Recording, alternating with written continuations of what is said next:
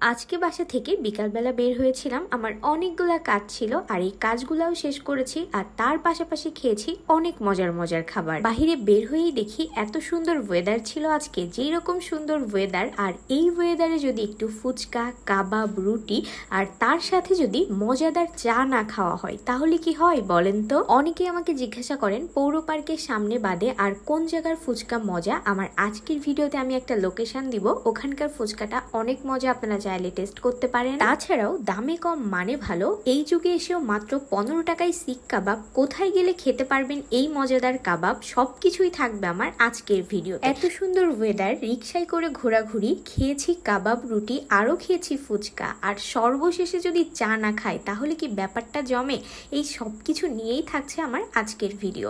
তাহলে চলেন ভিডিওটি শুরু করা যাক। আসসালামু আলাইকুম এভরিওয়ান, কি অবস্থা সবার, কেমন আছেন আপনারা? আমার সুন্দর দিনের একটা সুন্দর ভিডিও দেখার জন্য আপনাদের সকলকে ওয়েলকাম করছি। এই যে দেখেন, আজকে আমরা বাসা থেকে বের হইলাম, অনেকগুলা পার্সেল ছিল। বাসা থেকে বের হয়েই হাবিজাবি খাওয়া শুরু। প্রথমেই চিপস খেয়ে নিলাম, তারপরে এই যে অনেকক্ষণ দাঁড়িয়ে থেকে একটা রিক্সা পাইলাম, তারপরে আমরা যাচ্ছিলাম একটু কুরিয়ারেও কাজ ছিল। আর এই জায়গা থেকে এই ব্রিজের উপরের ভিউটা অনেক অনেক অনেক সুন্দর লাগতেছিল। আর এই গাছটা দেখেন, এই গাছটাও কিন্তু বেশ সুন্দর, গাছে একটাও পাতা নাই কিন্তু দেখতে খুবই সুন্দর লাগে।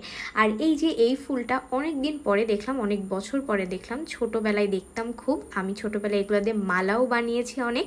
তারপরে এই যে চলে আসছি, এটা কোথায় বলেন তো? আমাদের দড়াটানা আর লালকোট, এইটা আমাদের যশোরের ঐতিহ্য, তাই না? এই দিকের কাজকাম শেষ করে এক টান্দে চলে আসলাম শহীদ মিনারের সামনে। আর শহীদ মিনারের ঠিক পাশেই রোড সাইডে একটা ফুচকার দোকান আছে, এখানে একটাই দোকান আছে। আপনারা যদি কেউ এই ফুচকাটা খেয়ে থাকেন তাহলে আমাকে জানাবেন, আর যদি কেউ টেস্ট এখনো না করেন আপনারা কিন্তু চাইলে টেস্ট করতে পারেন।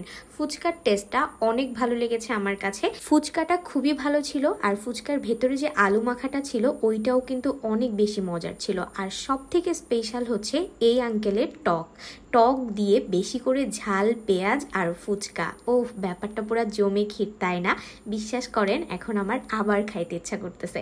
আর আপনাদের কার কার খাইতে ইচ্ছা করতেছে জানাবেন, আর অবশ্যই কিন্তু গিয়ে টেস্ট করবেন। তারপরে ওখান থেকে আরো কিছু কাজ শেষ করে সোজা চলে আসলাম রাসেল চত্বরে। আর আমি সব সময় এই মামার চাটা খাই, এখানে রং চা কিন্তু অনেক রকমের আছে, আপনারা কিন্তু চাইলে টেস্ট করতে পারেন। আর কে কে টেস্ট করেছেন জানাবেন, মামার কাছে অনেক ফ্লেভারের চা আছে। আর আজকে আমি খেয়েছিলাম মামার স্পেশাল দুধ চা। সবসময় আমি মামার এখান থেকে রং চা খাই, কিন্তু বিশ্বাস করেন এই দুধ চাটাও কিন্তু মামার এখানকার অনেক মজা, আপনারা কিন্তু চাইলে টেস্ট করতে পারেন।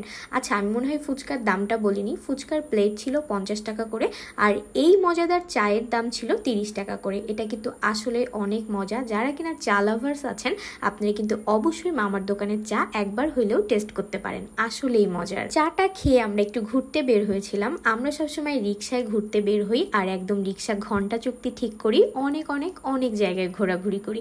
এরকম ঘুরতে কার কার ভালো লাগে জানাবেন। আমার তো বাবা রিক্সায় ঘুরতে খুবই ভালো লাগে, মানে এক কথায় আমার হচ্ছে রিক্সা রাইড মনে হয় সব থেকে বেস্ট। এর ভেতরে আমাদের চাচড়ায় একটা পার্সেল ছিল, ঘোরাও হয়ে গেল আর পার্সেলটাও দেওয়া হয়ে গেল। আর এটা হচ্ছে আমাদের যশোরের মডেল মসজিদ, এটা কিন্তু দেখতে মাশাআল্লাহ অনেক বেশি সুন্দর। তারপরে আমরা ওখান থেকে সোজা চলে আসলাম RN রোড। আর RN রোড বিসমিল্লাহ অটো, এটা কম বেশি সবাই চিনে, যে কোনো রিক্সাওয়ালা বলেন, ভ্যানওয়ালা বলেন, ইজি বাইকওয়ালা বলেন, আপনারা যাকেই জিজ্ঞাসা করবেন RN রোড বিসমিল্লাহ অটোর সামনে যাব, আপনাদেরকে নিয়ে যাবে।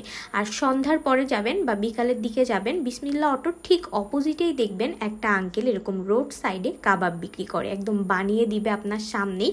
আর মাত্র 15 টাকায় এই যুগে এসেও আপনি কাবাব খাইতে পারবেন।